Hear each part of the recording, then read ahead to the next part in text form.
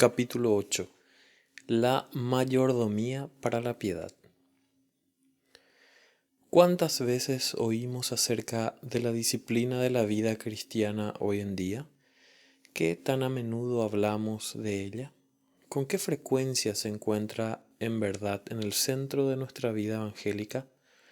Hubo un tiempo en la iglesia cristiana cuando ésta se encontraba en el centro mismo, y creo profundamente que es debido al abandono de esta disciplina que la iglesia está en su posición actual.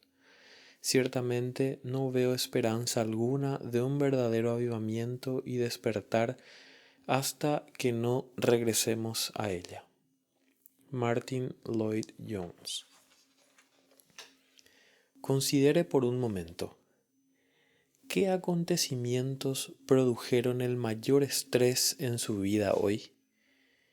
Y en esta última semana, ¿acaso no incluyeron cierto sentimiento de estar sobrecargado de responsabilidades en el hogar, el trabajo, el estudio, la iglesia o todas juntas al mismo tiempo?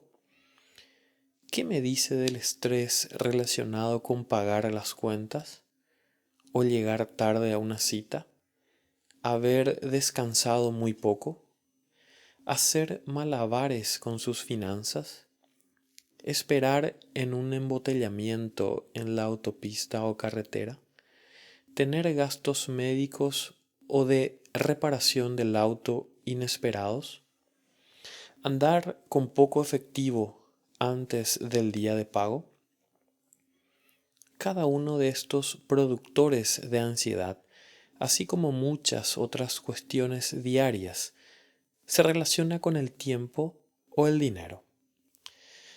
El reloj y la moneda son factores sustanciales en tantas áreas de la vida que debemos considerar su papel en toda discusión importante acerca de la vida piadosa. El uso disciplinado del tiempo. La piedad es el resultado de una vida espiritual disciplinada bíblicamente, pero en el centro de la vida espiritual disciplinada está el uso disciplinado del tiempo. Para ser como Jesús, debemos ver el uso de nuestro tiempo como una disciplina espiritual. Al haber ordenado sus momentos y sus tiempos de manera tan perfecta, al final de su vida terrenal, Jesús pudo orar al Padre. Yo te di la gloria aquí en la tierra al terminar la obra que me encargaste. Juan capítulo 17, versículo 4. Así como lo hizo con Jesús, Dios nos da el don del tiempo, así como la obra para hacer durante ese tiempo. Cuanto más lleguemos a parecernos a Jesús, más entenderemos por qué es tan importante el uso disciplinado del tiempo que Dios nos da. He aquí 10 razones bíblicas, muchas de las cuales me resultaron claras al leer el sermón de Jonathan Edwards acerca de el valor precioso del tiempo y la importancia de redimirlo para aprovechar sabiamente el tiempo. Aprovechen el tiempo sabiamente porque los días son malos.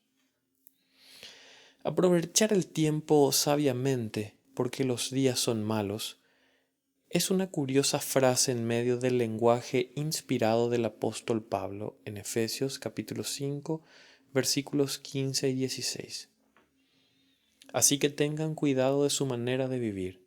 No vivan como necios, sino como sabios, aprovechando al máximo cada momento oportuno, porque los días son malos.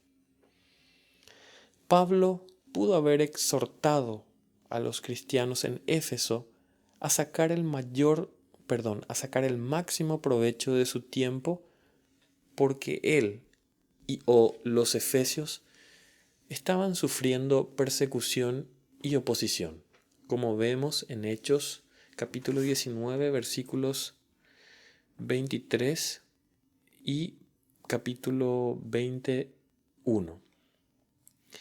De todos modos, nosotros también debemos aprovechar cada momento de manera sabia, porque los días son malos aún hoy.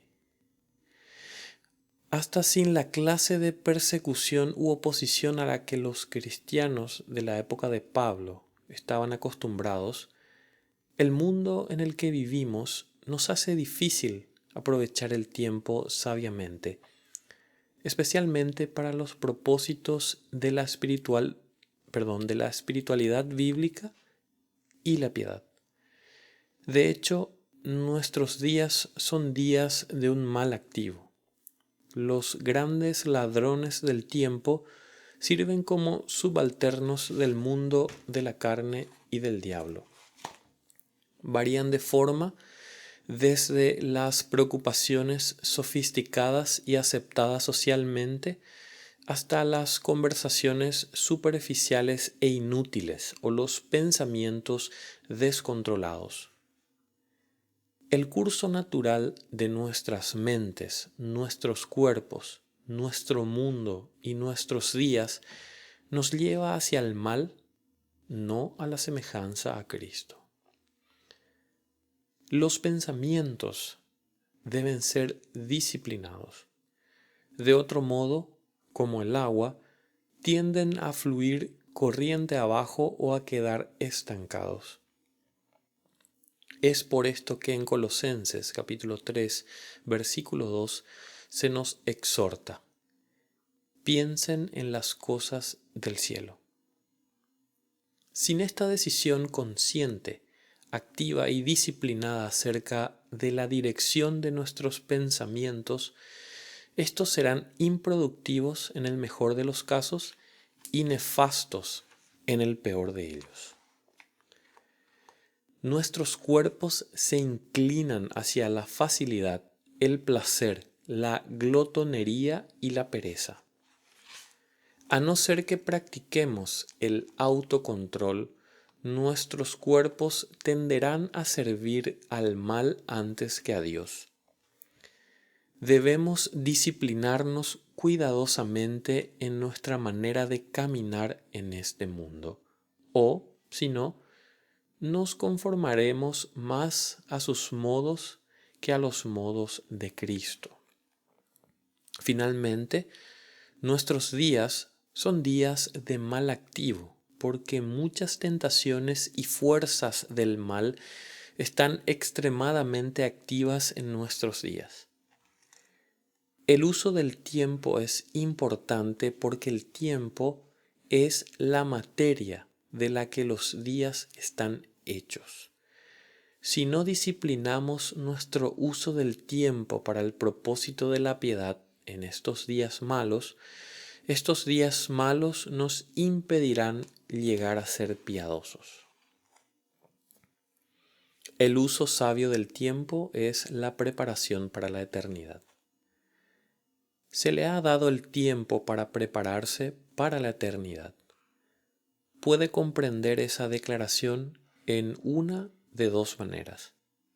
Una significa que en el tiempo, es decir, en esta vida, usted debe prepararse para la eternidad, ya que no tendrá una segunda oportunidad una vez que cruce el umbral atemporal de la eternidad. Hace poco tuve un sueño inolvidable que me recordó sobriamente esta realidad.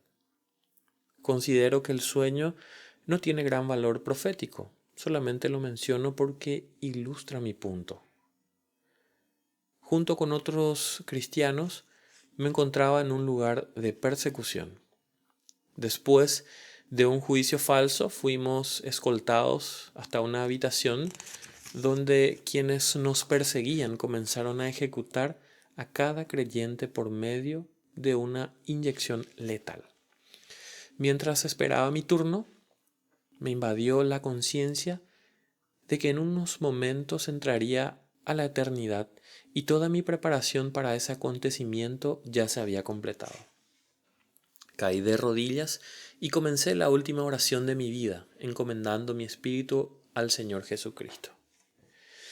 En este punto del sueño me desperté sobresaltado, sintiendo la adrenalina de un hombre a segundos de ser ejecutado.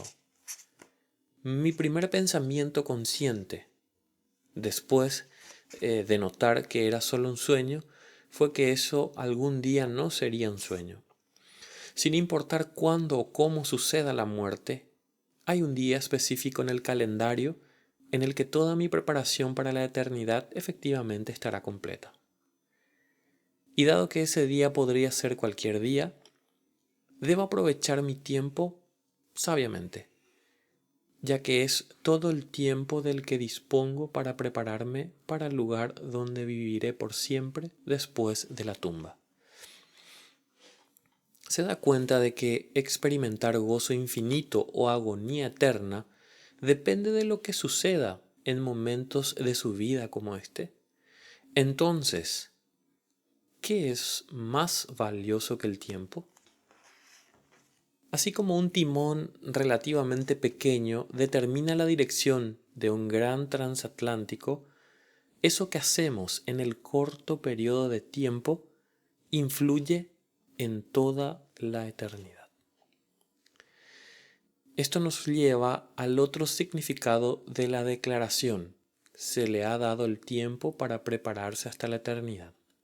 Es decir, usted debe prepararse para la eternidad a tiempo antes de que sea demasiado tarde.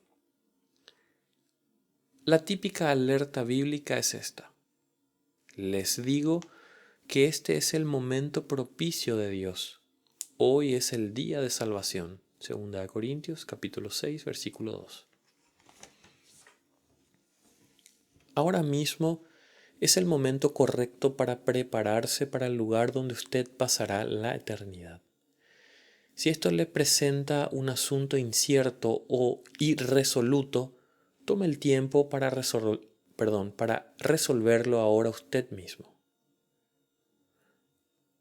Usted no tiene garantía alguna de más tiempo que no sea este mismo instante para prepararse para la eternidad. No se demore en responderle a aquel que lo creó y le regala este tiempo. Prepárese para la eternidad acercándose con fe al eterno Hijo de Dios, Jesucristo. Venga a Él a tiempo y Él lo acercará a sí mismo por la eternidad. El tiempo es corto. Cuanto más escaso es algo, más valioso es. El oro y los diamantes no tendrían valor alguno si uno pudiera recogerlos como a las piedritas a un lado del camino. Asimismo, el tiempo no sería tan valioso si las personas nunca murieran. Sin embargo, dado que estamos a tan solo un aliento de la eternidad, el modo en que utilizamos nuestro tiempo tiene importancia eterna. Aunque tal vez nos queden décadas de vida, la verdad es que la vida de ustedes es como la neblina del amanecer: aparece un rato y luego se esfuma. Santiago capítulo 4, versículo 14. Hasta la vida más larga es breve comparada con la eternidad.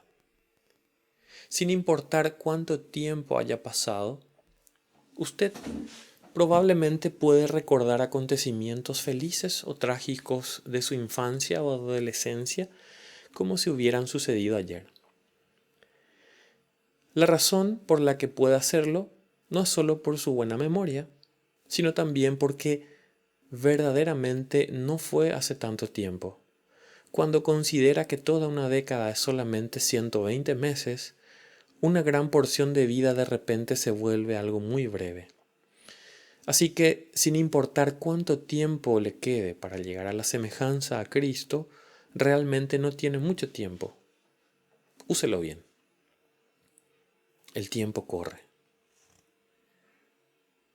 El tiempo no solo es corto, sino que lo que resta es efímero. El tiempo no es como hielo en una bolsa en el congelador del que se puede utilizar un poco cuando se necesita y guardar el resto para después. En cambio, el tiempo se parece mucho a los granos en un reloj de arena. Lo que queda se escapa constantemente. El apóstol Juan lo dijo sin rodeos. Este mundo se acaba junto con todo lo que la gente tanto desea. Primera de Juan, capítulo 2, versículo 17. Junto con el mundo que se acaba nuestro tiempo en él.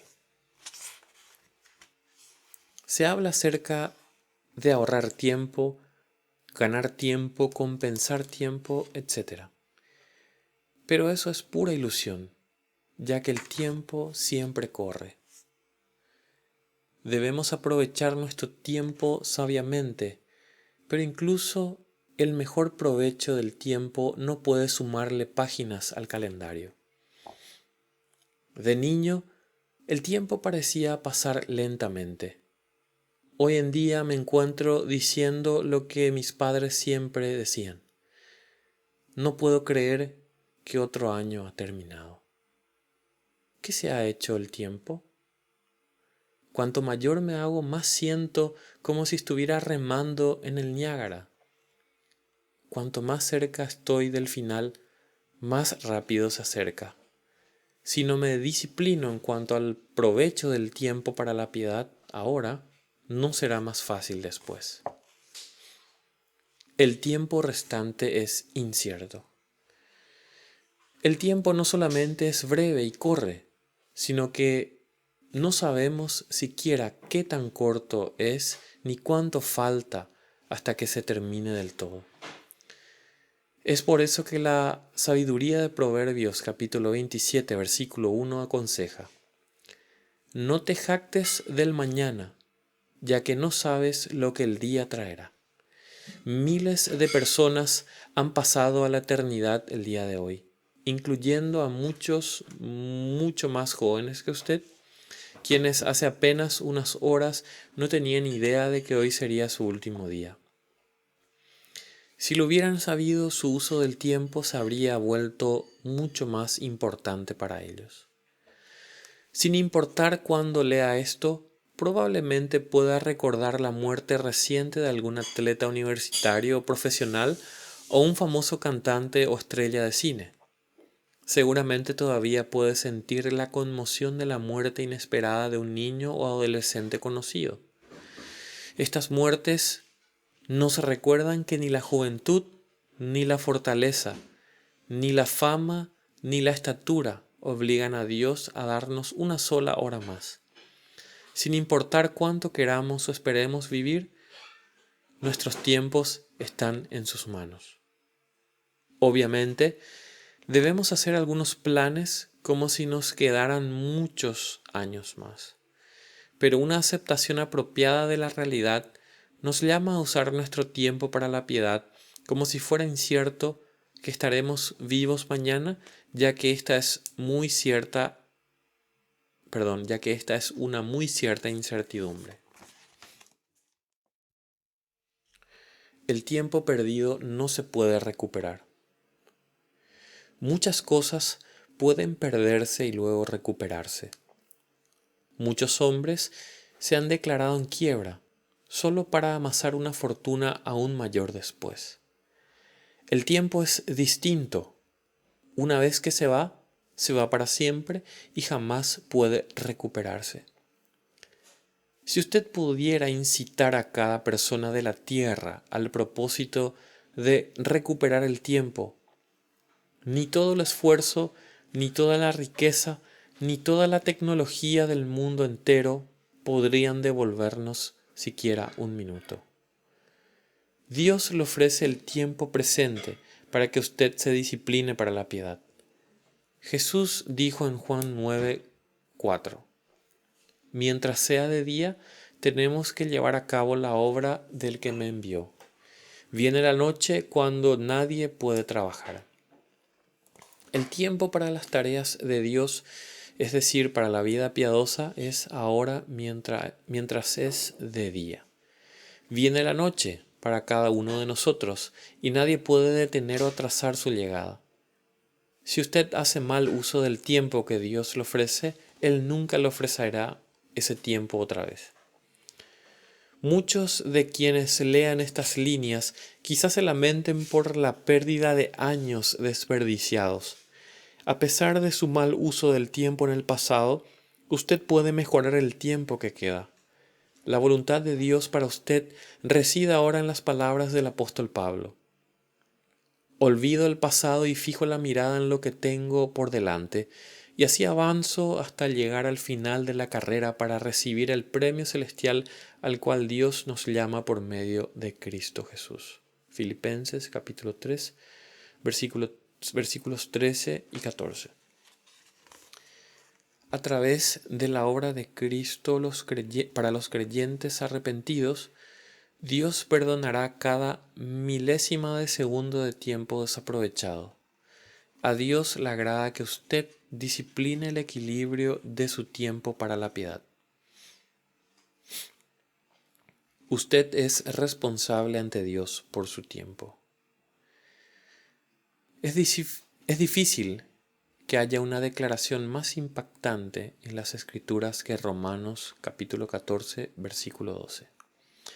Es cierto, cada uno de nosotros tendrá que responder por sí mismo ante Dios. Las palabras cada uno de nosotros se aplican tanto a cristianos como a no cristianos. Aunque los creyentes serán salvos por la gracia y no por las obras, una vez que estemos en el cielo, nuestra recompensa será determinada según nuestras obras. El Señor hará que la obra de cada uno sea manifiesta y habrán dos opciones posibles para cada uno. Recibirá recompensa o sufrirá pérdida, si bien él mismo será salvo, aunque así como por fuego. 1 Corintios 3, 13-15. Por lo que no solo seremos considerados responsables por nuestro uso del tiempo, sino que nuestra recompensa eterna estará directamente relacionada con él. Hebreos capítulo 5, versículo 12, ilustra un poco el modo en que Dios nos considerará responsables en el juicio por nuestro uso del tiempo al disciplinarnos a nosotros mismos para la piedad. En este pasaje, Dios reprende a los cristianos judíos por no usar su tiempo de manera que desarrolle una madurez espiritual. Aunque después de tanto tiempo ya debieran ser maestros, todavía es necesario que se les vuelva a enseñar lo más elemental de las palabras de Dios.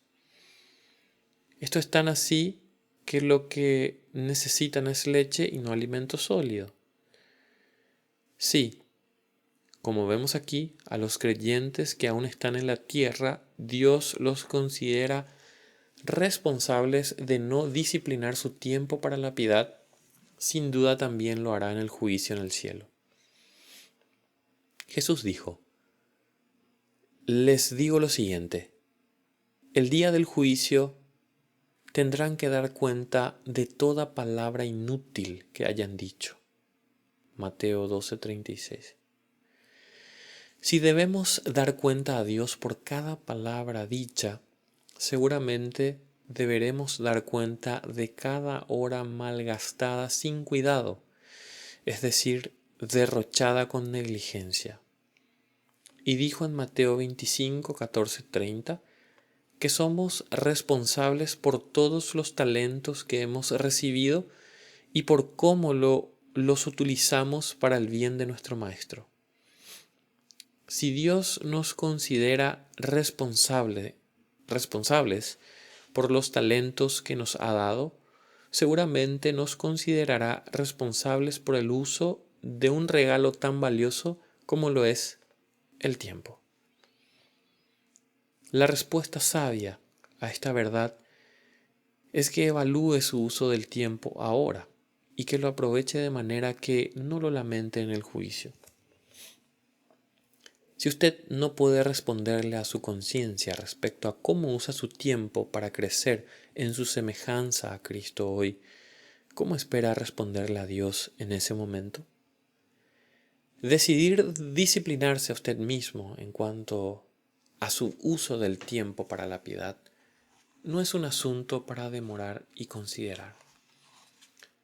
Cada hora que pasa es una más de las que deberá dar cuenta. El tiempo se pierde muy fácilmente. Con excepción del necio, ningún otro personaje del libro de Proverbios despierta tanto desprecio de las escrituras como el perezoso holgazán. ¿El motivo? Su uso derrochador y descuidado del tiempo. Cuando se trata de inventar excusas para evitar la responsabilidad y no aprovechar mejor el tiempo, la brillante creatividad del perezoso no tiene igual. Según Proverbios 26, 13, 14, el perezoso afirma: «Hay un león en el camino. Sí, estoy seguro de que allí afuera hay un león». Así como la puerta gira sobre sus bisagras, el perezoso da vueltas en la cama. El perezoso contemporáneo evita ir a los lugares que debe, como la iglesia, diciendo: «Las carreteras son muy peligrosas». O tal vez diga: «Si disciplino mi tiempo para la piedad, podría perderme cosas importantes en la televisión o en internet, o estaré tan ocupado que no podré descansar lo suficiente». ¿Se deja caer en el sofá o se da la vuelta en su cama? El perezoso nunca tiene tiempo para las cosas que realmente importan, especialmente las que requieren disciplina. Antes de que se dé cuenta, su tiempo y sus oportunidades habrán expirado. Como observa Proverbios 24, 33 y 34. Un rato más de dormir, un poquito más de sueño, un breve descanso con los brazos cruzados, entonces la pobreza te asaltará como un bandido, la escasez te atacará como un ladrón armado. Note que es solamente un rato más de dormir, un poquito más de sueño, un breve descanso con los brazos cruzados, lo que trae la ruina del tiempo y las oportunidades perdidas. Es muy fácil perder mucho, solo un poco cada vez. Usted no necesita hacer nada para perder su tiempo. Muchas personas valoran el tiempo del mismo modo que se tasaba la plata en la época de Salomón. En Primera de Reyes, capítulo 10, versículo 27, se reporta que el rey hizo que en Jerusalén la plata fuera tan abundante como las piedras. El tiempo parece ser tan abundante que perder mucho parece poco importante. Las personas también pierden su dinero fácilmente. Pero si malgastaran su dinero de manera tan insensata como algunos malgastan su tiempo, pensaríamos que están locos. Sin embargo, el tiempo es infinitamente más valioso que el dinero porque el dinero no puede comprar tiempo. No obstante, usted puede al menos minimizar la pérdida y el desaprovechamiento del tiempo disciplinándose para la piedad. Valoramos el tiempo al momento de la muerte. Así como la persona a la que se le acaba el dinero lo valora más cuando ya no lo tiene, también nosotros ante la muerte valoramos más el tiempo que ya no tenemos. Esta valoración llega más trágicamente para algunos que para otros, especialmente en el caso de quienes rechazan a Cristo. En sus últimas palabras, el famoso infiel francés Voltaire le dijo a su doctor: «Te daré la mitad de lo que valgo si me das 6 meses de vida». Sus gritos fueron tan desesperados cuando le llegó su hora que la enfermera que lo atendía dijo: ni por toda la riqueza de Europa querría atender a otro infiel en su lecho de muerte. Del mismo modo, las últimas palabras del escéptico inglés Thomas Hobbes fueron: si tuviera el mundo entero lo entregaría para poder vivir un día más. La lección más importante que podemos aprender de escenas de muerte como estas, como mencionamos antes, es que debemos acercarnos a Cristo mientras podamos. Quienes ya le han entregado sus vidas a Cristo deben entender esto. Si se nos dieran años adicionales a la hora de nuestra muerte, no serían ganancia alguna, a menos que hiciéramos un cambio a la manera en que utilizamos nuestro tiempo. Por eso, el momento de valorar el tiempo es ahora y no con la muerte. El tiempo para buscar la piedad es ahora, y la manera que Dios ha provisto esto para quienes estamos perdonados por la gracia es por medio de la diligencia en las disciplinas espirituales. La mayoría busca un curso de la vida basado más en los placeres que en el gozo que encontramos en el camino de las disciplinas de Dios. Dios les advierte a través de su palabra acerca del arrepentimiento que apuñalará su corazón cuando su tiempo se acabe. Imagine la angustia de morir de este modo. Al final gemirás de angustia cuando la enfermedad consuma tu cuerpo. Dirás: cuánto odié la disciplina, si tan solo no hubiera despreciado todas las advertencias. ¿Por qué no escuché a mis maestros? ¿Por qué no presté atención a mis instructores? Proverbios 5, 11, 13. Si, tal como este hombre, usted de repente se diera cuenta de que no tiene más tiempo, también se lamentaría de la manera en que usó su tiempo en el pasado y lo usa en el presente. El modo en que usted ha usado su tiempo puede proveerle gran consuelo en su última hora. Seguramente lamentará algunos acontecimientos, pero ¿acaso no se sentirá satisfecho de todas las veces en que vivió lleno del Espíritu, por todas las ocasiones en que obedeció a Cristo? ¿No estará usted contento en ese instante por cada momento que pasó leyendo las Escrituras, orando, adorando, evangelizando, sirviendo, ayunando y más, con el propósito de ser más como aquel quien será juzgado? Vea Juan 5, 22, 29. Busque la clase de vida que Jonathan Edwards terminó vivir. Resuelto estoy, viviré como desearé haberlo hecho cuando llegue el tiempo de morir. ¿Por qué no hace algo al respecto mientras todavía tiene tiempo? El valor del tiempo en la eternidad. Dudo que en el cielo experimentemos remordimiento, pero si así fuera, sería por no usar nuestro tiempo terrenal más para la gloria de Dios y para el crecimiento de su gracia. Al contrario, el infierno chillará por siempre con lamentos agonizantes respecto al tiempo desperdiciado tan neciamente. En Lucas capítulo 16, versículos 22 al 25, la Biblia retrata la angustia por la vida desperdiciada en la historia del hombre rico que fue al Hades y del pobre mendigo Lázaro, quien fue a estar con Abraham.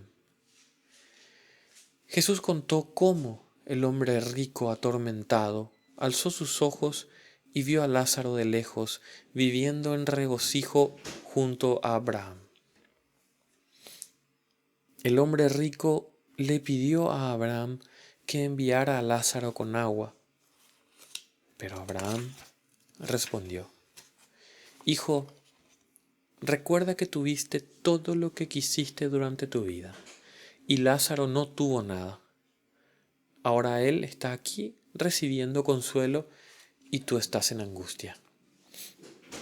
¿Qué valor le darían al tiempo que usted tiene ahora quienes como este hombre han perdido toda oportunidad de vida eterna?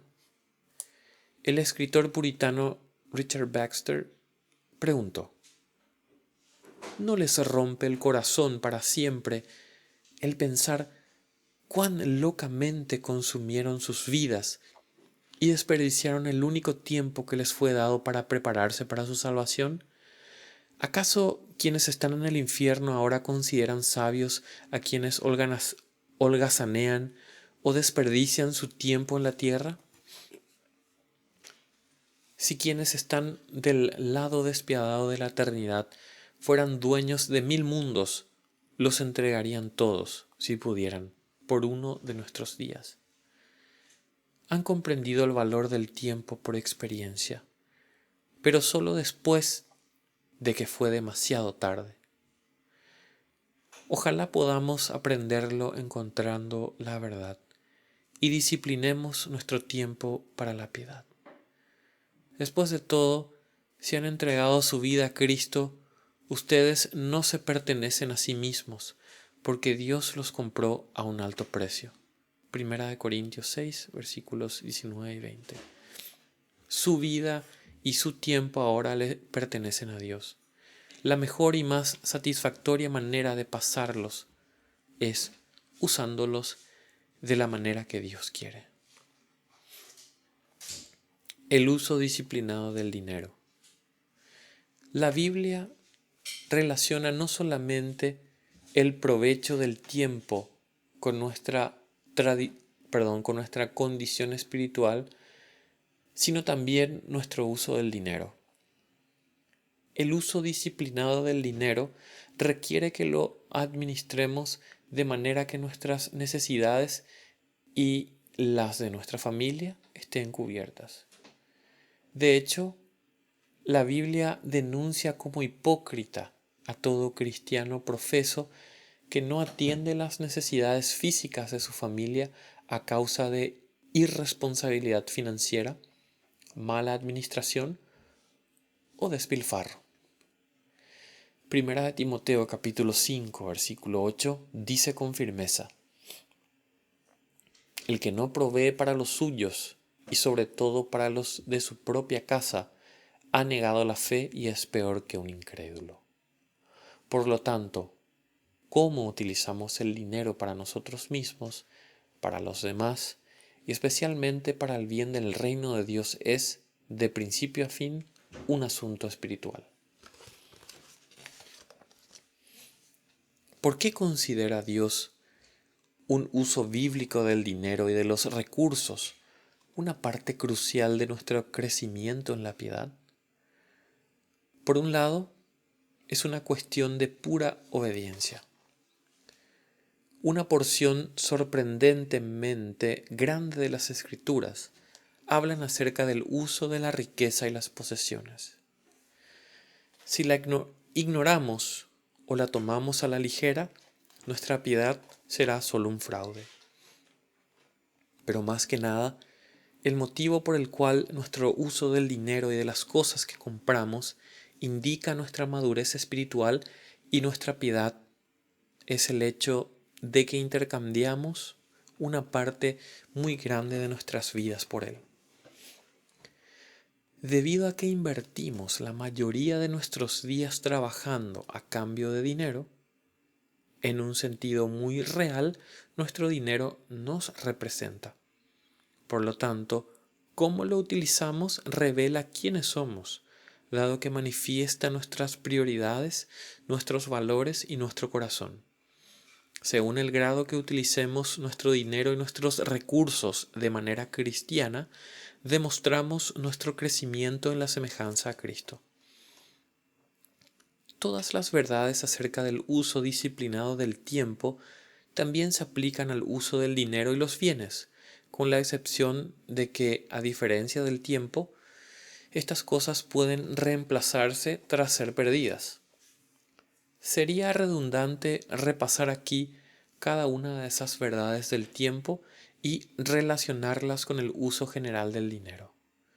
En cambio, consideremos Consideremos cómo nos enseñan las Escrituras a disciplinarnos para la piedad en el área específica de dar nuestro dinero por el bien de Cristo y de su reino. El crecimiento de la piedad se expresará en una creciente comprensión de estos 10 principios para dar extraídos del Nuevo Testamento. Dios es dueño de todo lo que usted posee. En 1 Corintios, capítulo 10, versículo 26, el apóstol Pablo citó el Salmo 24, 1, que dice: La tierra es del Señor y todo lo que hay en ella. Dios es dueño de todo, incluyendo todo lo que usted posee, porque Él creó todo. Toda la tierra me pertenece, dice el Señor en Éxodo capítulo 19, versículo 5. Lo declara una vez más en Job capítulo 41, versículo 11. Todo lo que hay debajo del cielo es mío. Esto significa que somos los administradores o, para usar el término más antiguo, los mayordomos de las cosas que Dios nos da. Como esclavo, José fue un mayordomo cuando Potifar lo puso a cargo de toda su casa. Vea Génesis capítulo 39, versículos 5 y 6. Debido a que los esclavos no eran dueños de nada, José no era dueño de nada, pero administraba en nombre de Potifar todo lo que poseía Potifar. La administración de los recursos de Potifar incluía el uso de los mismos para cubrir sus propias necesidades, pero la principal responsabilidad de José era utilizarlos para beneficiar los intereses de Potifar. Esa es nuestra tarea. Dios quiere que utilicemos y disfrutemos las cosas que nos permite tener, pero como administradores de las mismas, debemos recordar que todas ellas le pertenecen a Él y deben utilizarse para su reino. Entonces, la casa o apartamento en donde usted vive es la casa o el apartamento de Dios. Los árboles en su patio son los árboles de Dios. El pasto que usted corta es el pasto de Dios. El jardín que usted plantó es el jardín de Dios. El auto que usted conduce es el auto de Dios. La vestimenta que usted trae puesta y la que está guardada en su ropero le pertenecen a Dios. La comida en sus alacenas le pertenece a Dios. Los libros en sus estantes son los libros de Dios. Sus muebles y todo lo demás que hay dentro de su casa le pertenecen a Dios. Nada nos pertenece. Dios es dueño de todo y nosotros somos sus administradores. Para la mayoría de nosotros, la casa a la que hoy le decimos mi casa, otra persona la llamaba mi casa hace pocos años. Y dentro de algunos años, alguien más la llamará mi casa. ¿Usted es propietario de algún terreno? En unos años, alguien más lo llamará mi terreno. Simplemente administramos de manera temporal las cosas que le pertenecen eternamente a Dios. Probablemente usted ya cree eso en teoría, pero su manera de dar refleja qué tan genuinamente lo cree. Dios ha dicho específicamente que Él es dueño no solo de las cosas que poseemos, sino también del dinero a nuestro nombre en el banco y los billetes en nuestras carteras. Dice en Ageo capítulo 2, versículo 8. La plata es mía y el oro es mío, dice el Señor de los ejércitos celestiales. Entonces la pregunta no es ¿cuánto de mi dinero debería darle al Señor?, sino más bien ¿cuánto del dinero de Dios debería conservar por ahora? Cuando damos a la obra del Señor, debemos dar con la convicción de que todo lo que tenemos le pertenece a Dios y con el compromiso de que lo utilizaremos todo como Él quiere. Ofrendar es un acto de adoración. En Filipenses 4:18, el apóstol Pablo les agradeció a los cristianos de la ciudad griega de Filipos la ofrenda financiera que enviaron para apoyar su ministerio misionero. Escribió: Por el momento tengo todo lo que necesito, y aún más. Estoy bien abastecido con las ofrendas que ustedes me enviaron por medio de Epafrodito. Son un sacrificio de olor fragante, aceptable y agradable a Dios.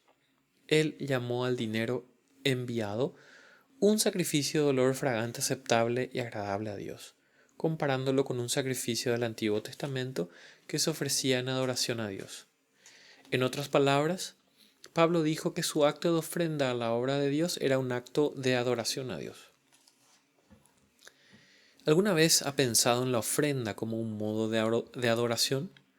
Usted sabe que orar, cantar alabanzas a Dios, observar la Santa Cena, dar gracias y escuchar a Dios hablar a través de su palabra, todas son adoración. Pero, ¿se da cuenta que ofrendar a Dios es una de las maneras bíblicas y tangibles de adorarlo? En su libro, El don de ofrendar, Wayne Watts escribió, y cito: mientras investigaba los principios bíblicos de la ofrenda, consideré el tema de la adoración. Francamente, jamás había estudiado la adoración en detalle para descubrir el punto de vista de Dios. He llegado a la conclusión de que la ofrenda, junto con nuestro agradecimiento y alabanza, es adoración. En el pasado, he tomado compromisos de ofrenda con mi iglesia para pagar en un año. Una vez al mes llenaba un cheque estando en la iglesia y lo depositaba en la cesta de la ofrenda. A veces enviaba el cheque por correo desde mi oficina. Mi objetivo era que la iglesia tuviera el total de la promesa antes de terminar el año. Aunque yo ya había experimentado el gozo de ofrendar, la acción de dar esa ofrenda tenía poco que ver con la adoración. Mientras escribía este libro, Dios me persuadió a comenzar a ofrendar cada vez que iba a la iglesia. El versículo que me habló al respecto fue Éxodo capítulo 23, versículo 15. Nadie se presentará ante mí, el Señor, con las manos vacías. Cuando comencé a hacer esto, si no tenía un cheque a la mano, ofrendaba en efectivo. Al principio pensé en llevar la cuenta del dinero ofrendado. Entonces Dios me persuadió nuevamente, parecía decirme: no necesitas llevar la cuenta de la cantidad de dinero, simplemente haz tu ofrenda a mí con un corazón de amor y ve cuánto disfrutas el servicio. Realicé este cambio en mis hábitos de ofrenda y mi regocijo en los servicios de adoración ha mejorado enormemente. Fin de la cita. Esto me despertó a una mejor manera de ofrendar. En la tradición de mi iglesia, las personas que asisten al grupo pequeño de estudio bíblico antes del servicio de adoración generalmente dan allí sus ofrendas a la iglesia en lugar de hacerlo durante la reunión de adoración. Si usted sigue una costumbre similar, tal vez descubra, como yo, que ofrendar se parece más a la adoración cuando se ofrece en el contexto del servicio de adoración. Muchas personas ofrendan a la obra del Señor tantas veces en el mes como reciben su sueldo. En otras palabras, si les pagan al principio del mes, ofrendarán una vez al mes, generalmente el primer domingo del mes. Si se les paga por quincena, ofrendan 2 veces al mes, como sugiere Watts, y yo recomiendo, quizá usted deba dar parte de su ofrenda total cada semana, en lugar de ofrecerla entera el domingo siguiente al día de pago. Por supuesto, el peligro de no ofrendar todo junto es gastar parte del dinero que usted pretendía dar el domingo siguiente. Algunas personas evitan esto preparando de una vez todas sus ofrendas para ese periodo de pago. Entonces, cada domingo sus manos tendrán algo tangible para ofrendar como parte de su adoración al Señor. Quienes ofrenden de manera electrónica o fuera de la experiencia de adoración de la congregación deberían asegurarse que el momento de la ofrenda en el servicio de adoración siga siendo un momento de adoración para ellos y no un momento de pensamientos errantes. Mientras los demás ofrendan, pueden dar gracias al Señor por su bondad y sus regalos, así como expresar su adoración en oración. Ofrendar es más que un deber o una obligación. La ofrenda bíblica demuestra un corazón que adora a Dios. Ofrendar refleja la fe en la provisión de Dios. La proposición de sus ingresos que ofrenda a Dios da testimonio de cuánto confía usted en Él para proveer para sus necesidades. La Biblia presenta en Marcos capítulo 12, versículos 41 al 44, una historia de una ofrenda y una fe poco común por parte de una mujer muy pobre y muy común. Y cito: Jesús se sentó cerca de la caja de las ofrendas del templo y observó mientras la gente depositaba su dinero. Muchos ricos echaban grandes cantidades. Entonces llegó una viuda pobre y echó 2 monedas pequeñas. Jesús llamó a sus discípulos y les dijo: Les digo la verdad, esta viuda pobre ha dado más que todos los demás que ofrendan, pues ellos dieron una mínima parte de lo que les sobraba, pero ella, con lo pobre que es, dio todo lo que tenía para vivir. Fin de la cita. Esta viuda pobre dio todo lo que tenía para vivir porque creía que Dios proveería para sus necesidades. Nosotros también ofrendaremos en la medida que creamos que Dios proveerá para nuestras necesidades. Cuanto más grande sea nuestra fe de que Dios proveerá lo que necesitamos, mayor será nuestra voluntad para arriesgarnos a ofrendarle. Cuanto menos creamos en Dios, menos querremos ofrendarle. Tengo un amigo pastor que fue persuadido por la fe de la viuda pobre a confiar más en Dios para la provisión de sus necesidades. Junto con su esposa decidió ofrendar el salario de un mes entero al Señor y confiar en Él para proveer para él y su familia. Casi se les acababa la comida cuando una mujer llegó con varias bolsas de víveres. ¿Cómo lo supiste?, le preguntaron, ya que no le habían contado a nadie de su plan. Pero ella no sabía nada de su situación. Simplemente sintió que el Señor quería que les llevara víveres a su pastor. Ellos confiaron en Dios, demostraron su fe por medio de su ofrenda y Dios proveyó. Su ofrenda también puede ser, y probablemente ya lo sea, un indicio tangible de cuánto cree usted que Dios proveerá para sus necesidades. La ofrenda debe ser sacrificial y generosa.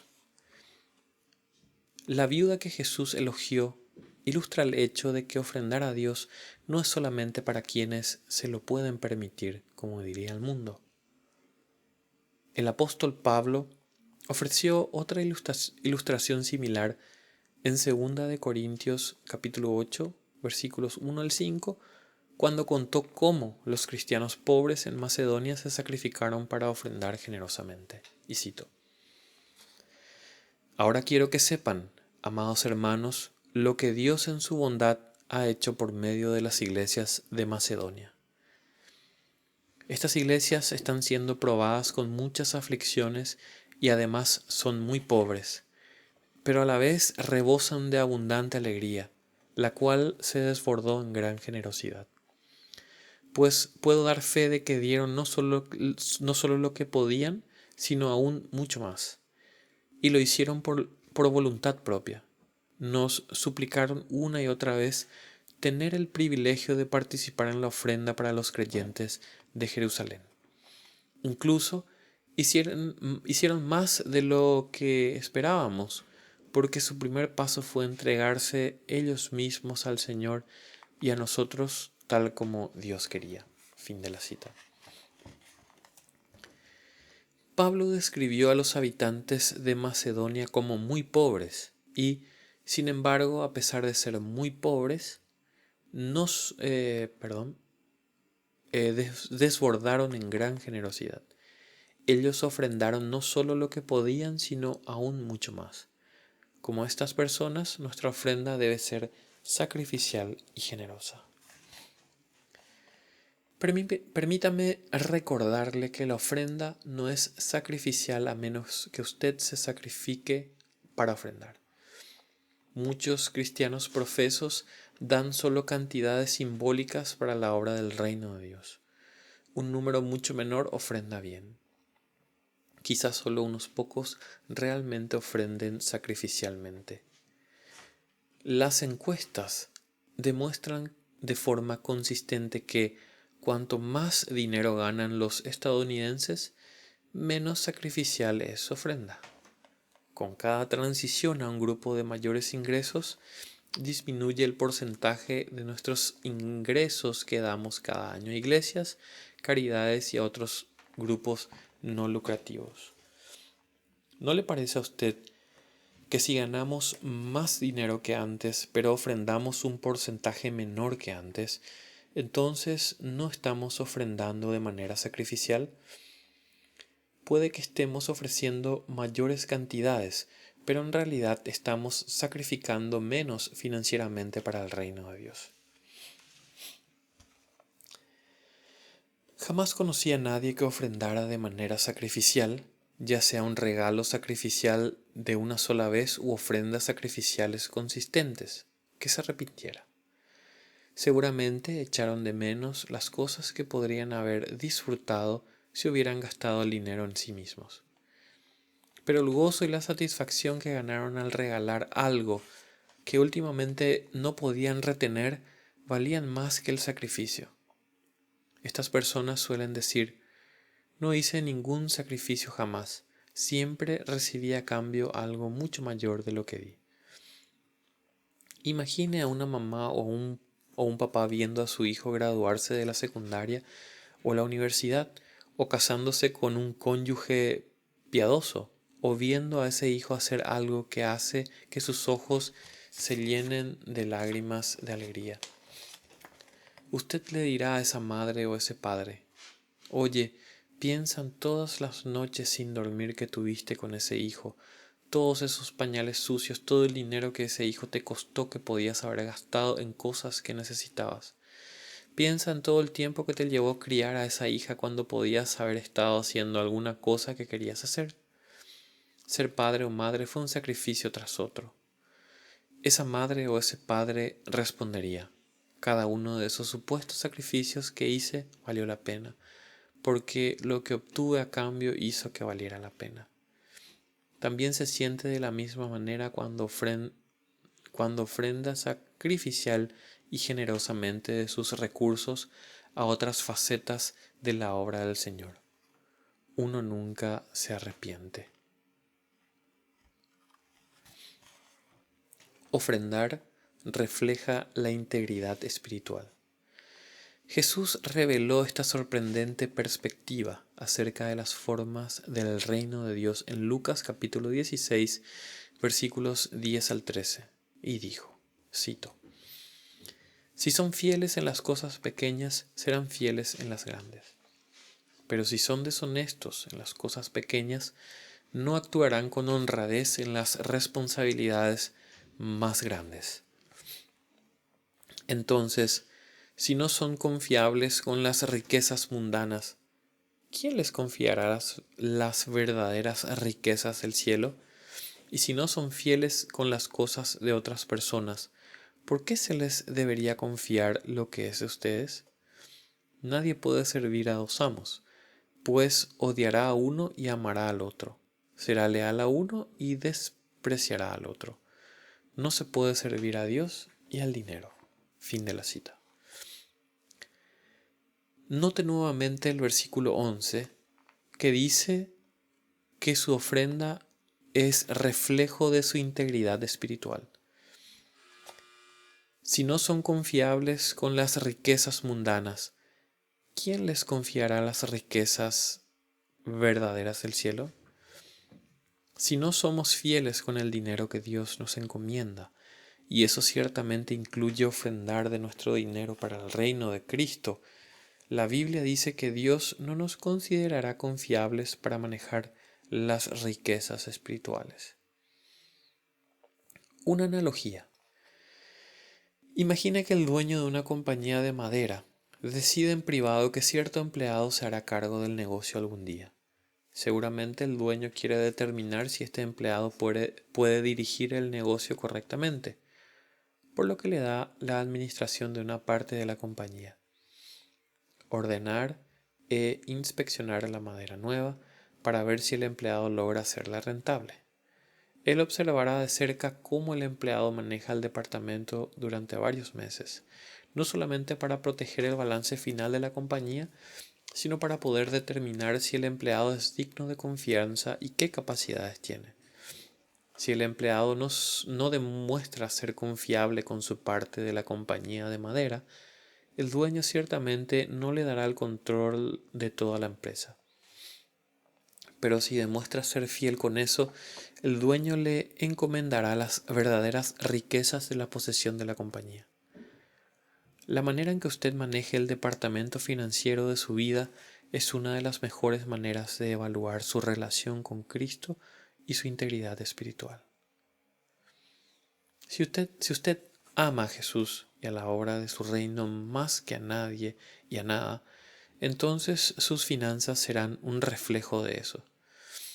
Si usted está verdaderamente sometido al señorío de Cristo, dispuesto a obedecerlo completamente en cada área de su vida, su ofrenda lo revelará. Haremos muchas cosas antes de darle a alguien más, a Jesús incluso, las riendas sobre cada billete que tenemos y que tendremos en el futuro. Pero si usted le ha entregado esas riendas a Él, su ofrenda lo demostrará. Es por eso que sus registros financieros revelan más de usted que casi cualquier otra cosa.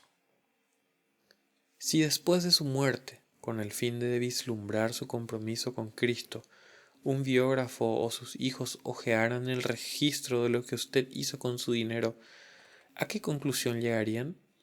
¿Acaso sus pasos financieros comprobarían su integridad espiritual? Ofrendar. Amor, no legalismo. Dios no le envía una cuenta. La Iglesia no le envía un estado de cuenta mensual. No ofrendamos a Dios ni respaldamos la obra de su reino para cumplir con un supuesto 11º mandamiento.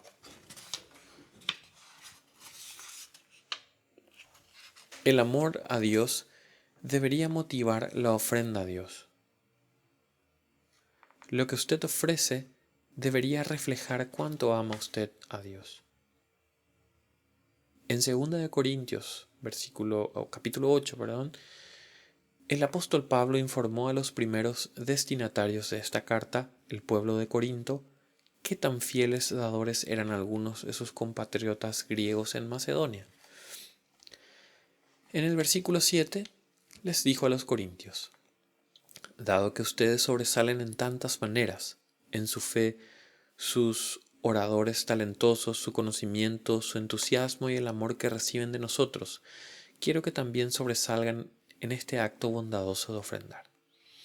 En otras palabras, quiero que sobresalgan en la gracia de ofrendar como el pueblo de Macedonia. Note lo que dice después en el versículo 8. No estoy ordenándoles que lo hagan, pero pongo a prueba qué tan genuino es su amor al compararlo con el anhelo de las otras iglesias. Pablo no ejerció su autoridad como apóstol, mensajero especial de Jesús, para ordenarles a los corintios que ofrendaran. En lugar de dictar una ley acerca de la ofrenda, les dijo que ofrendar es una manera de demostrar lo genuino de su amor a Dios. Este principio queda aún más claro en el siguiente capítulo. Note la ausencia de una exigencia religiosa como motivo para ofrendar en la primera parte de 2 Corintios 9:7. Cada uno debe decidir en su corazón cuánto dar. Lo mismo les dijo en 1 Corintios 16:2, donde enseñó que cada persona debería ofrendar conforme a sus ingresos. Pablo nunca les dio a sus lectores un estándar externo para medir su ofrenda. En cambio, sostuvo que la ofrenda a Dios debía medirse en el corazón y que el estándar de esa medida era la profundidad de su amor a Dios. Permítame adaptar una ilustración utilizada en el capítulo acerca de la adoración y aplicarla esta vez a nuestra motivación para ofrendar. Imagine que me acerco a Kathy el día de los enamorados. La sorprendo con un ramo de sus favoritas rosas amarillas y le digo: «Feliz día de los enamorados». Ella responde: «Oh, son hermosas, gracias. No deberías haber gastado tanto dinero». Entonces respondo a su alegría en un tono neutro diciendo: ni me lo recuerdes, hoy es el día de los enamorados y como soy tu esposo es mi deber regalarte algo. ¿Cómo supone usted que eso la haría sentir? Probablemente sentiría deseos de atacarme con una rosa, con espinas y todo. Ahora imagínese que haga lo mismo, pero que en cambio respondo: no hay nada que prefiera hacer con mi dinero que gastarlo en ti porque te amo mucho. El mismo dinero, el mismo regalo, pero un regalo está motivado por el deber y el otro por el amor. El motivo hace toda la diferencia. Del mismo modo, Dios quiere que usted ofrende, no como una formalidad u obligación, sino como un desborde de su amor por Él. Ofrende de buena gana, agradecida y alegremente.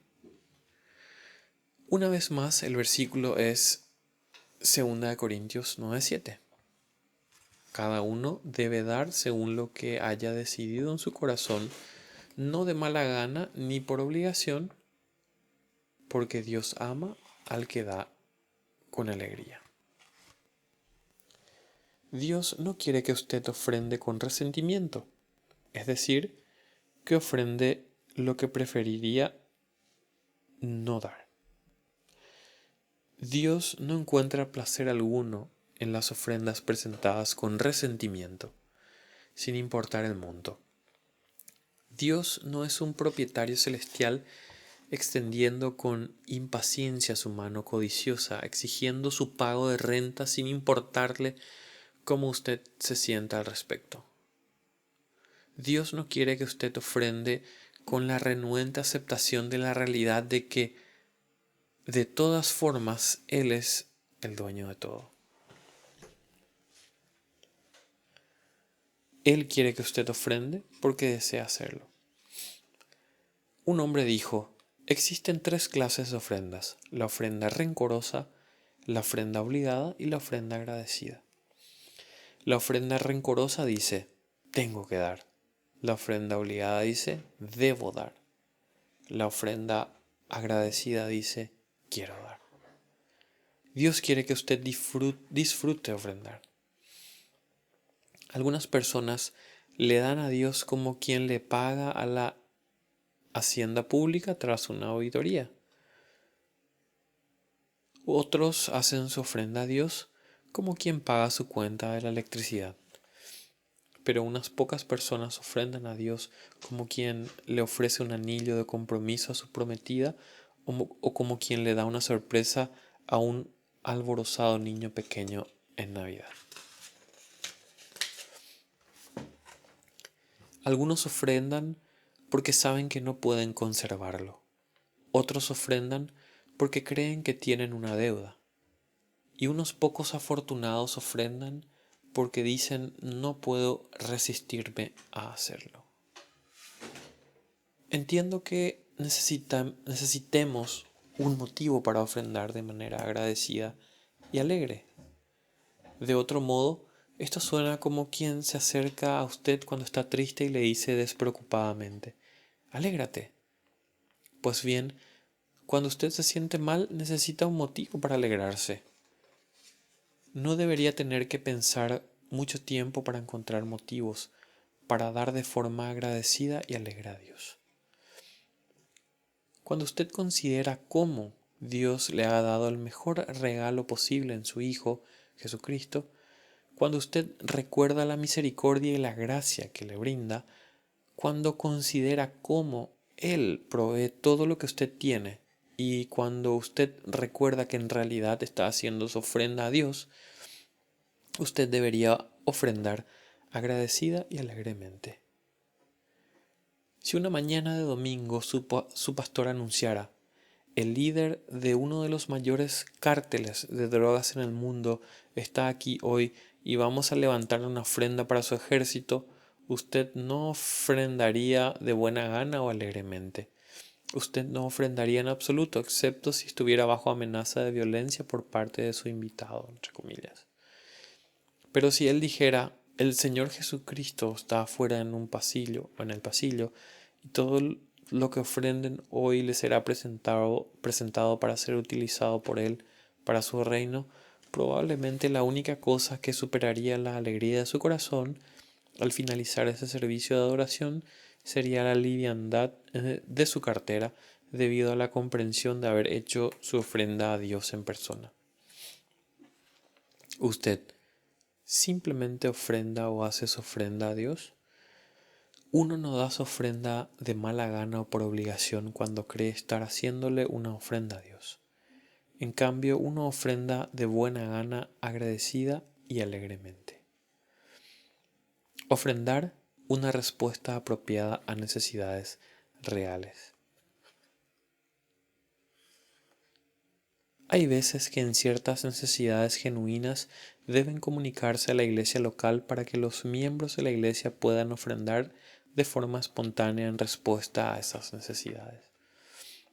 Suceden 3 de estas instancias en el libro de Hechos, en las que los cristianos ofrendaron por medio de la iglesia en respuestas a necesidades específicas. La primera sucedió en los días tras los estremecedores sucesos de Pentecostés. En Hechos 2:43 al 45 leemos: Un profundo temor reverente vino sobre todos ellos, y los apóstoles realizaban muchas señales milagrosas y maravillas. Todos los creyentes se reunían en un mismo lugar, y compartían todo lo que tenían. Vendían sus propiedades y posesiones y compartían el dinero con aquellos en necesidad. En Pentecostés, cuando el Espíritu Santo llenó a sus seguidores de Jesús con un deseo y poder sin precedentes para declarar el Evangelio, había miles de personas llegadas de todos los rincones del Imperio Romano a Jerusalén para celebrar el festival anual judío. 3.000 personas, muchas de las cuales visitaban la ciudad, se convirtieron en cristianas el domingo de Pentecostés. Muy pronto, miles más se sumaron a la iglesia. Muchos de estos visitantes atrasaron o cancelaron sus planes de regresar a su casa, quedándose en Jerusalén debido a su nueva fe en Cristo y al emocionante gozo de la comunión con otros creyentes. No tenían hogar allí, no tenían trabajo en Jerusalén y no tenían los medios para cubrir sus necesidades. Por lo tanto, para satisfacer ese aprieto único e inmediato, todos los que habían creído unieron sus recursos, vendieron propiedades y proveyeron unos para otros. La situación era parecida en Hechos, capítulo 4, versículos 32 al 35, y cito: Todos los creyentes estaban unidos de corazón y en espíritu. Consideraban que sus posesiones no eran propias, así que compartían todo lo que tenían.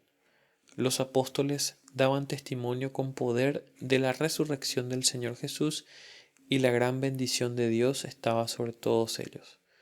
No había necesitados entre ellos, porque los que tenían terrenos o casas los vendían y llevaban el dinero a los apóstoles para que ellos lo dieran a los que pasaban necesidad. Fin de la cita. En la iglesia había necesidades reales. La reacción apropiada de los miembros de la iglesia era ofrendar para cubrir esas necesidades. En el tercer ejemplo de Hechos, la necesidad no era local. Quienes ofrendaban no podían ver ni conocían a quienes estaban en necesidad. Lea Hechos, capítulo 11, versículos 27 al 30 y cito: Durante aquellos días, unos profetas viajaron de Jerusalén a Antioquía. Uno de ellos, llamado Ágabo, se puso de pie en una de las reuniones y predijo por medio del Espíritu que iba a haber una gran hambre en todo el mundo romano. Esto se cumplió durante el reinado de Claudio. Así que los creyentes de Antioquía decidieron enviar una ayuda a los hermanos de Judea, y cada uno dio lo que podía. Así lo hicieron, confiaron sus ofrendas a Bernabé y a Saulo para que las llevaran a los ancianos de la iglesia de Jerusalén. Fin de la cita. Los cristianos de Antioquía, a casi 500 kilómetros al norte de Jerusalén, ofrendaron para ayudar a alimentar y cubrir otras necesidades de sus hermanos cristianos de Jerusalén que no conocían. Este ejemplo brinda un precedente bíblico por el que tomamos ofrendas especiales en la iglesia como ofrendas para misioneros locales y en el extranjero, hambre en el mundo, asistencia en casos de desastre y otros. Incluso se utiliza al levantar una ofrenda espontánea para cualquier necesidad apropiada. Observe que nadie en estos tres casos de hechos se sintió presionado a ofrendar como si tuviera que dar una cantidad determinada.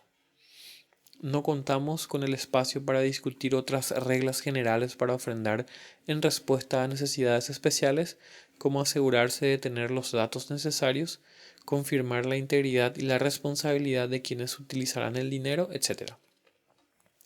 Sin embargo, observe que a pesar de la legitimidad bíblica de la ofrenda espontánea, la mayor parte de nuestra ofrenda debería ser planificada. La ofrenda debería ser planificada y sistemática. Observe cómo el apóstol Pablo dirigió a los cristianos a ofrendar en 1 Corintios 16, 1, 2. En cuanto a la colecta para los creyentes, sigan las instrucciones que di a las iglesias de Galacia. El primer día de la semana, cada uno de ustedes aparte y guarda algún dinero conforme a sus ingresos para que no se tengan que hacer colectas cuando yo vaya. Esta colecta para los creyentes era una ofrenda especial para los cristianos pobres de Jerusalén que sufrían debido a una gran hambruna. Pero aunque la ofrenda apuntaba a una necesidad específica, Pablo instruyó a los corintios a ofrendar cada semana para esa necesidad mucho tiempo antes de su llegada. Él sabía que a la larga resulta más eficaz ofrendar de manera planificada y sistemática que ofrendar al azar cuando surge una necesidad. Debido a que muchas necesidades son continuas, como las misiones, alimentar al hambriento y el sustento del ministerio de una iglesia local, la ofrenda sistemática satisfará esas necesidades de manera más consistente que una serie incesante de ofrendas especiales. Considere tres observaciones acerca de esta ofrenda planificada y sistemática. Primera, Pablo les dijo que ofrendaran el primer día de la semana. Lo más probable es que estas personas recibían su paga cada día o cada semana.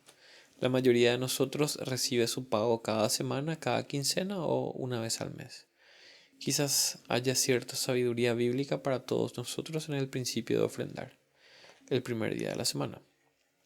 Eso puede significar dividir sistemáticamente su ofrenda por el número de domingos por periodo de pago y dar ofrendas de igual cantidad el primer día de la semana, o dar una pequeña cantidad de dinero los domingos que no dé su ofrenda principal. Segunda, note que él dijo, cada uno de ustedes debía hacer esto. Cada cristiano que así se declare debe expresar su mayordomía del dinero de Dios por medio de la ofrenda. Esto significa que no podemos excusarnos de ofrendar financieramente bajo el argumento de que ofrendamos nuestro tiempo o nuestros talentos.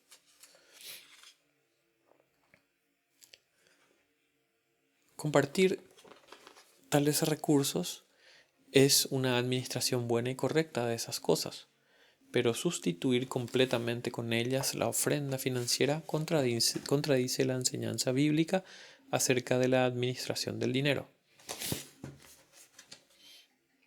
La frase de Pablo, cada uno de ustedes, también significa que no podemos eximirnos totalmente de ofrendar por estar pasando un mal momento económico o porque estamos jubilados o porque somos adolescentes o porque solamente trabajamos medio tiempo.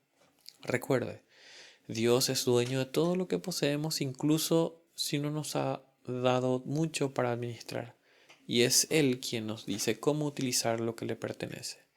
Recuerde también, seremos más felices cuando utilicemos el dinero de Dios a la manera de Dios.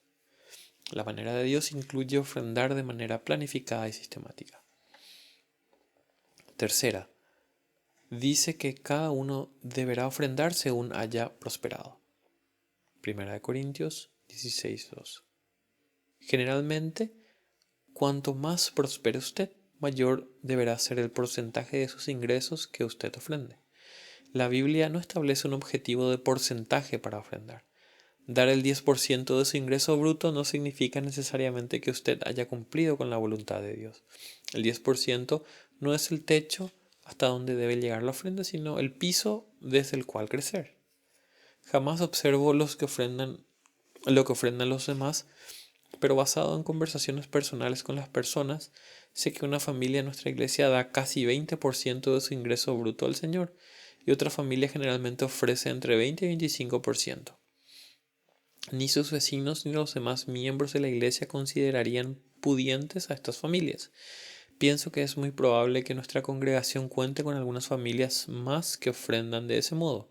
Tienen hijos, hipotecas y todas las cuentas que tenemos los demás. No siempre han ofrendado de esta manera. Sin embargo, con el correr de los años, determinaron aumentar sistemáticamente el porcentaje de sus ofrendas a medida que prosperaban. Cafi tenía una tía que no poseía muchas cosas, pero tampoco tenía muchos gastos, por lo que con el tiempo vivía con un 10% de sus ingresos y ofrendaba el 90%. En contraste, RG, no sé cómo se pronuncia, Letourneau de Peoria, Illinois, fue un cristiano que ganó mucho dinero porque era un empresario y fabricante de maquinaria de movimiento de tierras. A medida que el Señor seguía haciendo que prosperara, él aumentaba la proporción de su ofrenda hasta consagrar 90% de su ingreso anual para la ofrenda, para la obra del reino de Dios. ¿Usted cree que alguno de ellos está en el cielo arrepintiéndose de haber hecho eso? George Mueller preguntó, y cito, ¿está usted ofrendando de forma sistemática para la obra del Señor o lo está haciendo basado en su sentir, en la impresión que le queda según las circunstancias particulares o llamados impresionantes?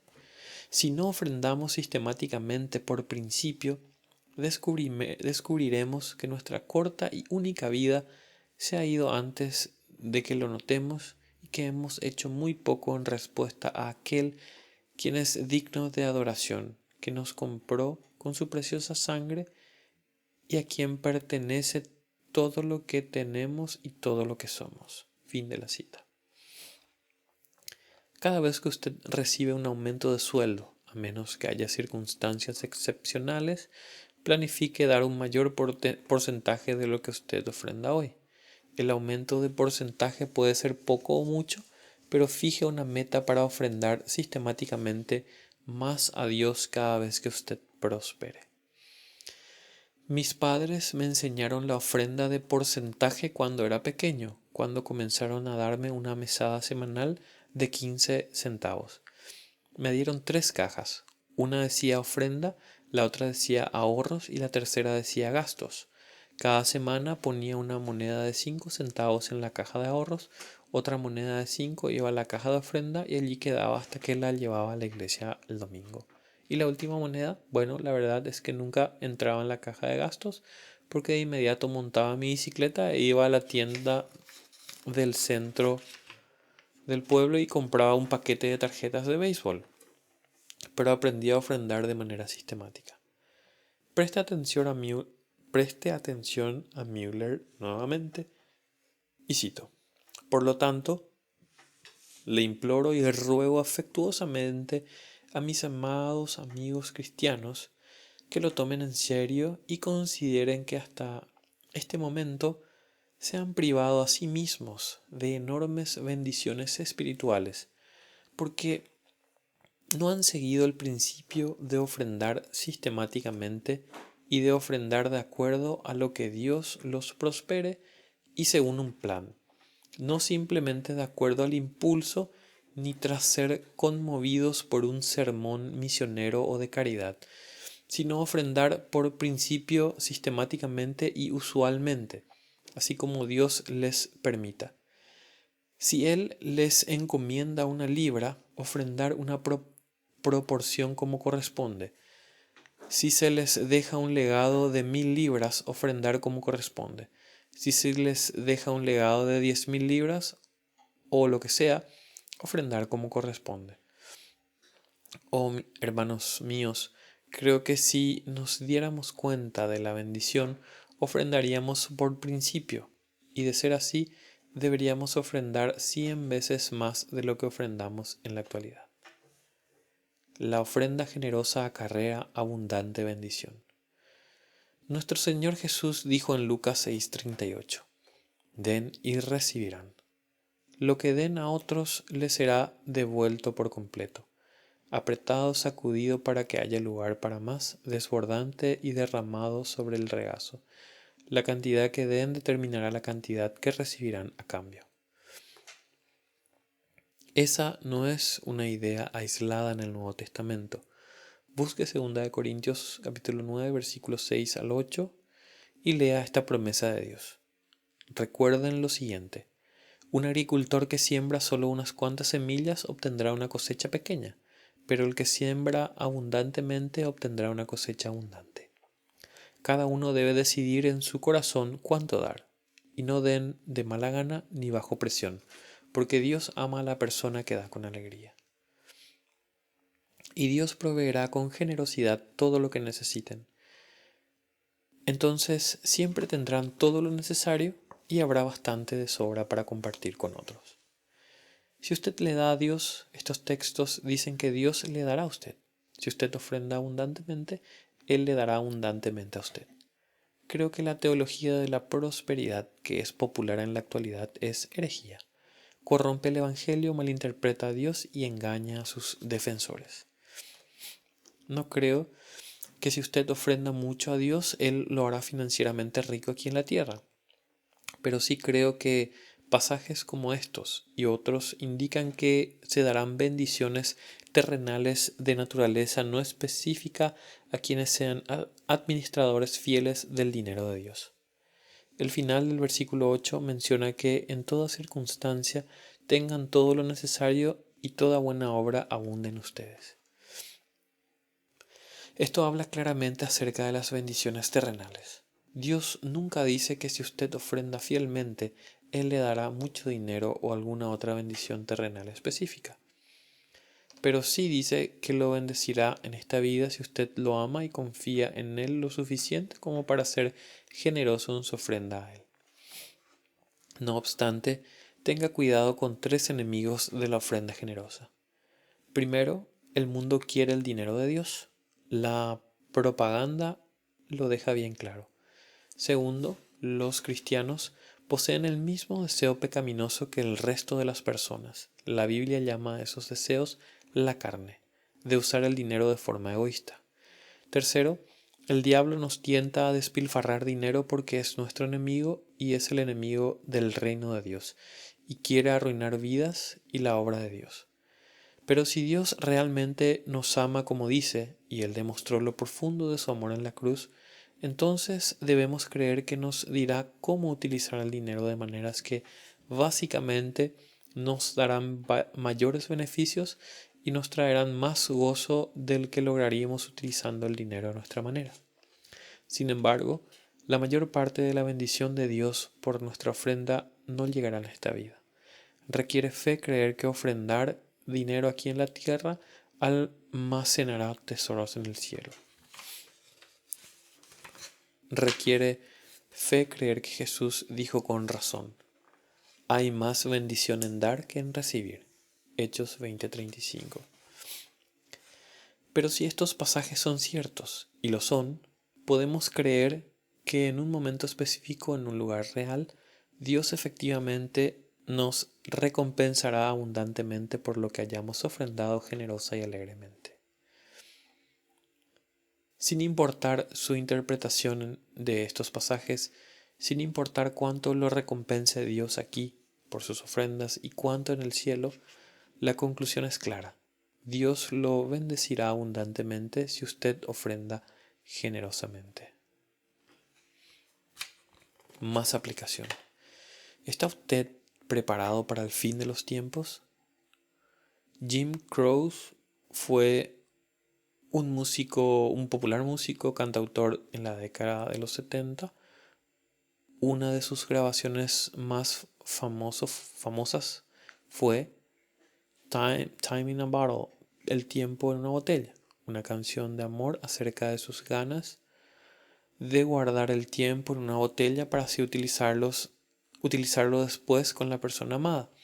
Lo inquietante de esta pieza fue que cuando alcanzó el puesto número 1 de ventas en Estados Unidos, Jim estaba muerto. Si hubiera podido guardar el tiempo en una botella, estoy seguro de que lo hubiera utilizado para prolongar su vida. Desde luego, no pudo hacer eso. Y aunque hubiera podido, el tiempo que había embotellado habría sido usado mucho tiempo atrás. Solamente una cierta cantidad de granos de arena ocupan el reloj de arena de cada persona.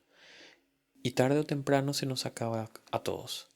Incluso mientras escribía este capítulo, recibí un llamado para ir a la casa de una persona cuyo padre acababa de morir. Si Cristo no regresa primero, algún día el último grano de tiempo de su vida caerá y usted se irá con él. ¿Está usted preparado?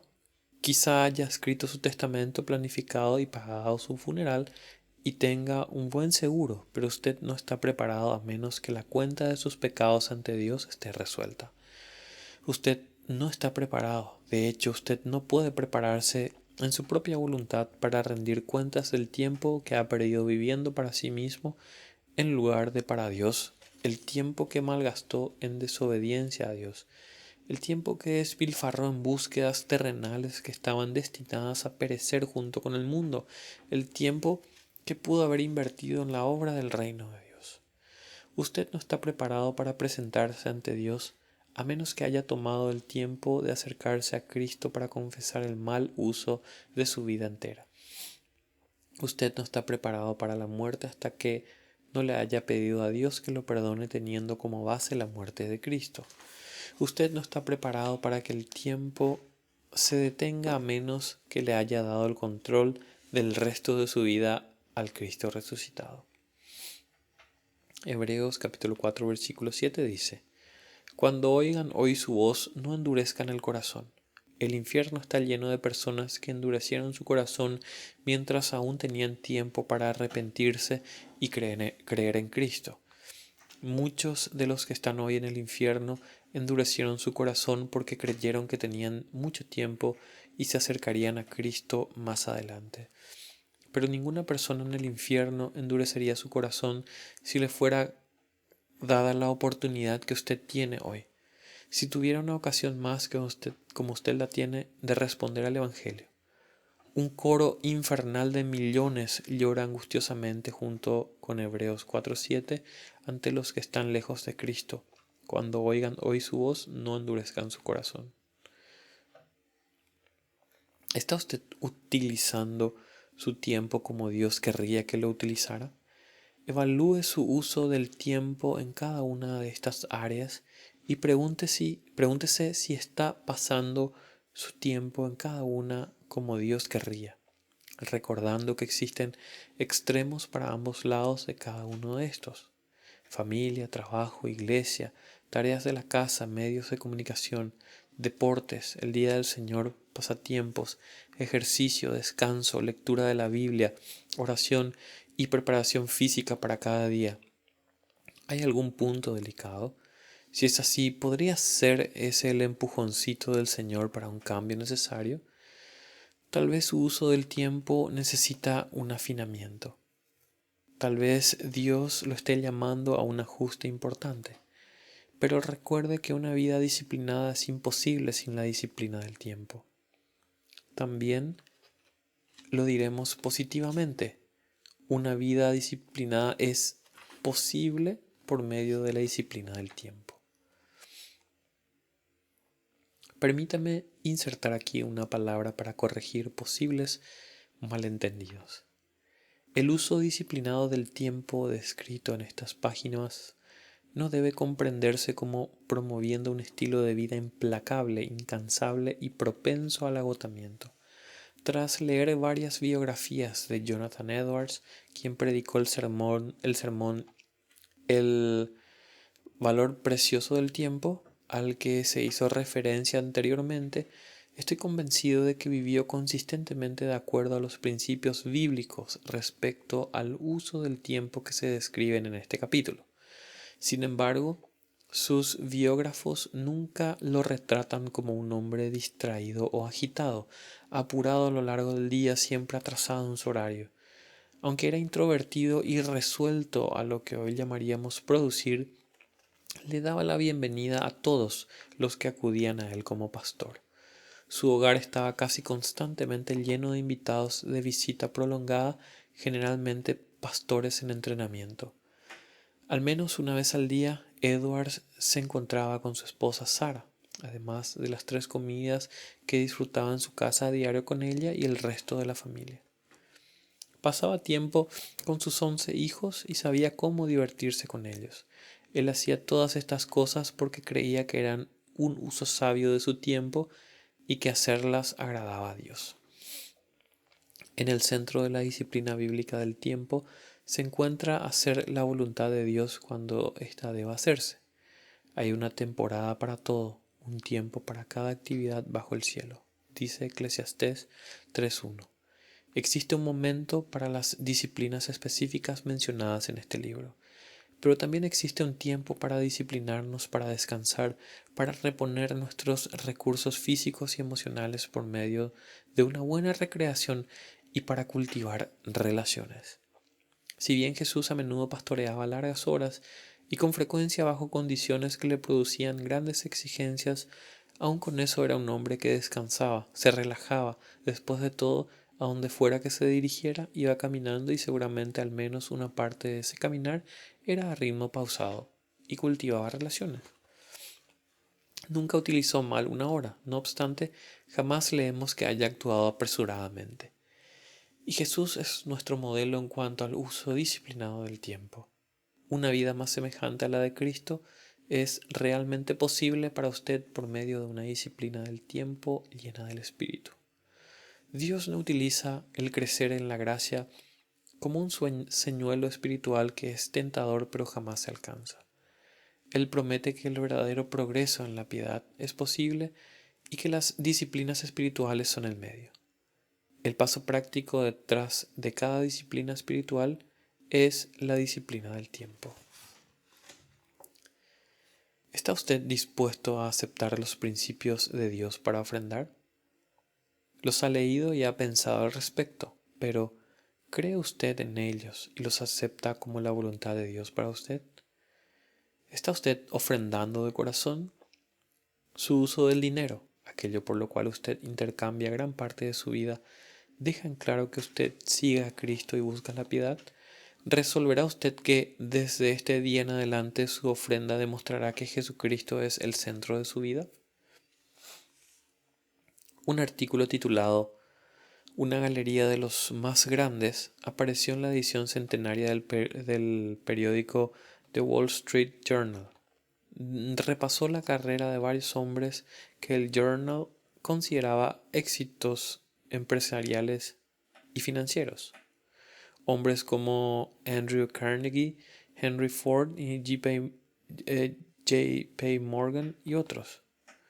A pesar de sus muchos millones, a pesar del uso benevolente y filantrópico que le dieron a su riqueza, la mayoría de los hombres de este artículo no parecía utilizar su dinero como Dios enseña en las Escrituras. Pero usted puede hacerlo. Es demasiado tarde para la galería de los más grandes, pero no para usted. Sin importar lo mucho o poco que usted tenga, como creyente, puede disciplinarse para utilizar su dinero para los propósitos más grandes de la tierra, para la gloria de Dios y para la piedad.